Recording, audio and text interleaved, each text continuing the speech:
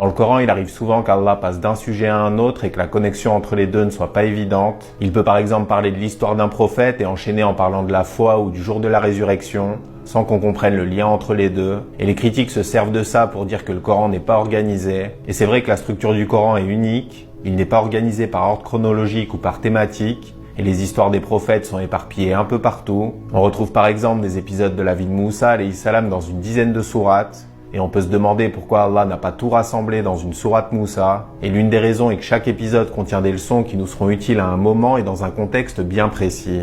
Mais aujourd'hui, on va parler de sourate Abasa et d'un changement de sujet difficile à comprendre au premier abord. Allah commence en parlant de la rencontre entre le prophète sallallahu alayhi wa sallam et les leaders de Quraysh, puis il les critique pour leur ingratitude. Il leur rappelle qu'ils n'étaient qu'une goutte de sperme, qu'ils mourront et qu'ils seront ressuscités. Et ce sujet est évoqué jusqu'au verset 23. Et il ne semble reprendre qu'à partir du verset 33, parce que du verset 24 à 32, Allah change complètement de sujet et parle de la nourriture et de la végétation qui pousse sur terre. Il parle des oliviers, des palmiers et des jardins. Et on peut se demander qu'est-ce que vient faire ce passage ici.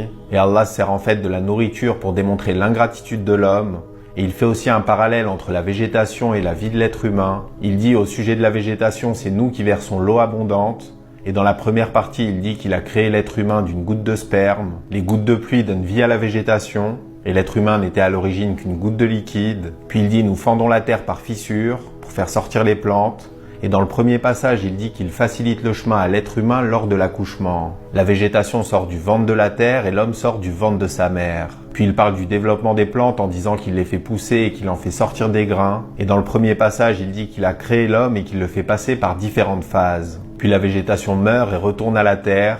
Et il dit concernant l'être humain, il lui donne la mort et le fait entrer dans sa tombe. Et après sa mort, la végétation ressuscite l'année suivante. Et de la même manière, il dit qu'il ressuscitera l'être humain quand il voudra. Et logiquement, la fin de la sourate est entièrement consacrée au jour de la résurrection.